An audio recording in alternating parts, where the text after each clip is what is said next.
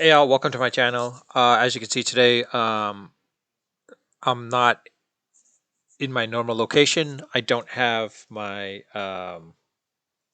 microphone or such, or setup, essentially setup. I'm in a remote location, or another location actually. Still have the Surface tablet, so I'm using that to still record off this, but I'm using my, of course, headphones basically, which still has a built-in mic. Hopefully it's good enough to for you guys so you hear me and such. But let's talk about the playoffs yesterday. I mean, honestly, it's quite a surprise. I mean, the one surprise I would say is basically I thought the Lakers would have definitely for sure. I mean, this man here, I would have beaten out, the Memphis Grizzlies. They would have taken him out to the point, but I guess that's not the case. Look for the next game, Game 6, where it's going to be all LeBron. It's going to be all LeBron to take him out because I don't think they're going to let this go carry on further. The other aspect is the Golden State Warriors and Sacramento Kings. Sacramento is now up 3-2. Not Sacramento, sorry. Golden State's up 3-2, of course. Golden State's up 3-2.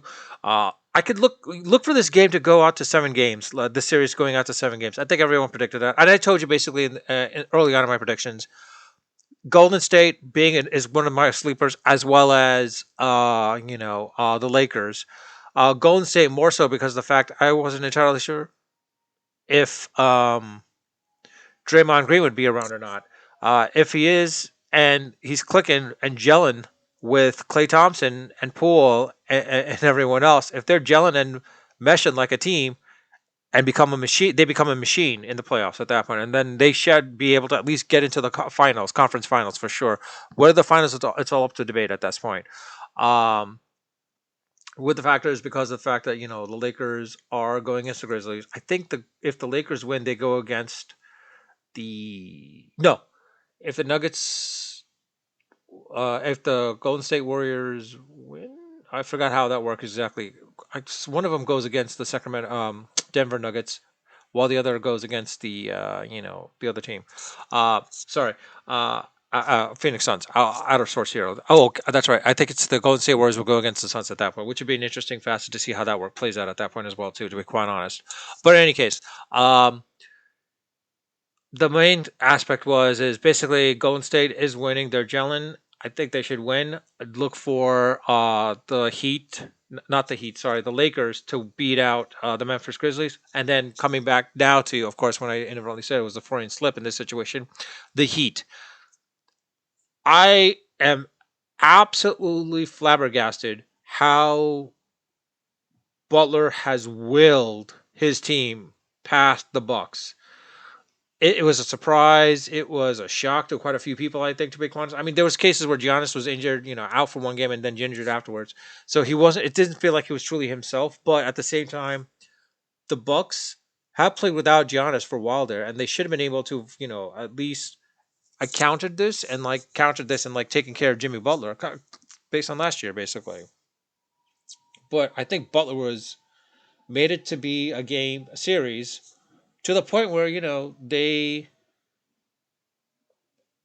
surprised everyone. I think everyone thought the Bucks were definitely going to be in the conference final. It was going to be between the Bucks and Boston Celtics more than anything else. This is a surprise, more than anything else, quite honestly. Um, so I mean, it happened. So it's the Heat basically, and Butler is the man. I mean, honestly, teams that did not sign him, like the Chicago Bulls, I mean, I know they traded him off, but they should have re-signed him. Teams that should have signed him, I mean, I wish the Knicks had signed him as well too. Granted, he had some issues, but seeing what he's done, he willed the Miami Heat to the finals in 2019. So, I mean, he can do it again at this time. To be quite honest, but I don't know. With that, we come to this.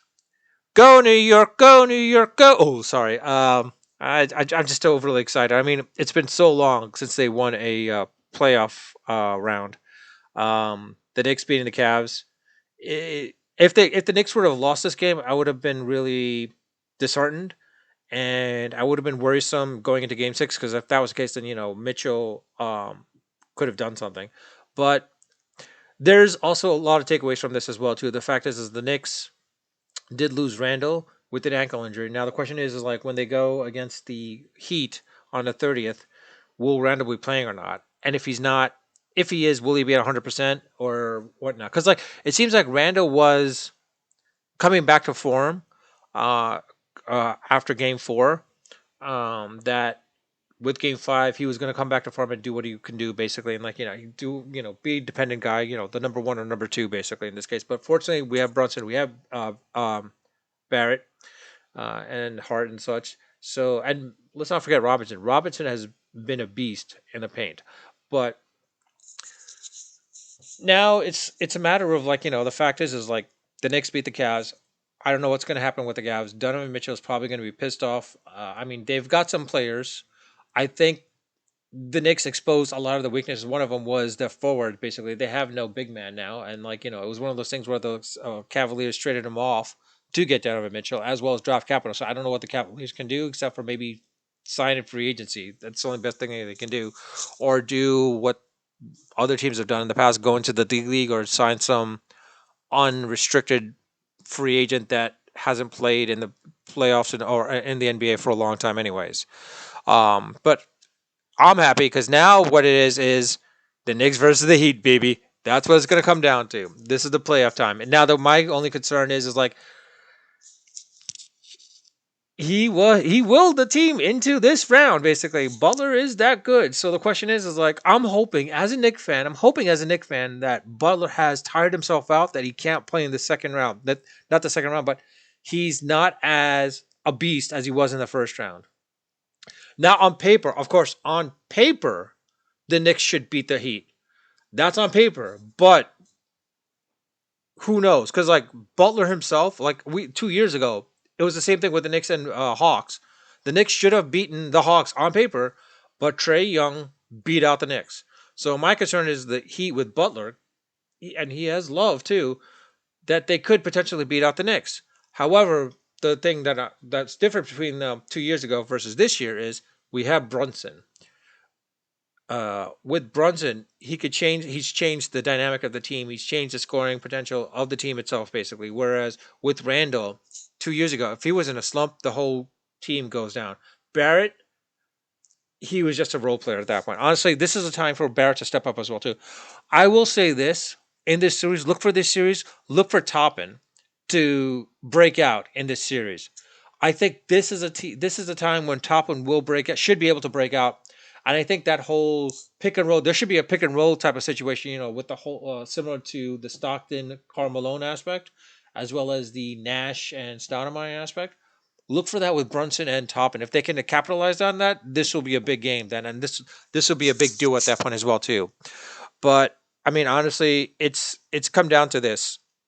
As a Knicks fan, you have the potential of them actually going into the conference finals in almost who knows how long. Who knows how long they could come into the conference finals and actually potentially beat either Miami or Philadelphia. I mean, either beat out Philadelphia or Boston. Most likely Boston, honestly. I mean, honestly, that's going to be an interesting game with the Boston Celtics versus the Philadelphia Sixers, because Boston itself, basically, Atlanta exposed a lot of the weaknesses with Boston, showed that they can be in disarray. There's not a lot of cohesiveness during the playoffs.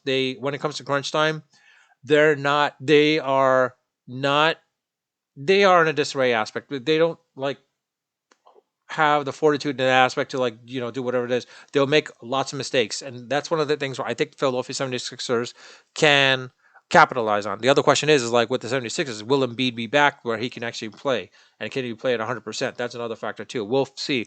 That's an interesting series to watch basically at that point as well too. But now I think the next two series to be watching is basically the Lakers and Memphis Grizzlies, and of course the Golden State Warriors and Sacramento Kings. That one looks for it to be go 7 games. If the Lakers Grizzlies goes to a 7th game, look for AD to come out at that point, quite honestly, because I think AD is going to take over Game 7 if they do go to Game 7. But with that, I'll leave it at that. Again, please leave your comments in the comment section.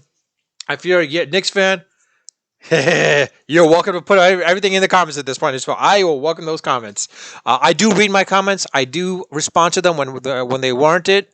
And of course, if you do like my channel as well as my videos, Please subscribe if you haven't subscribed. And if you do like my videos, you're welcome to like it. If you don't like my videos, you're welcome to dislike it too. But with it, I'll leave it at that. Unfiltered, unedited, and unrehearsed. Until next time.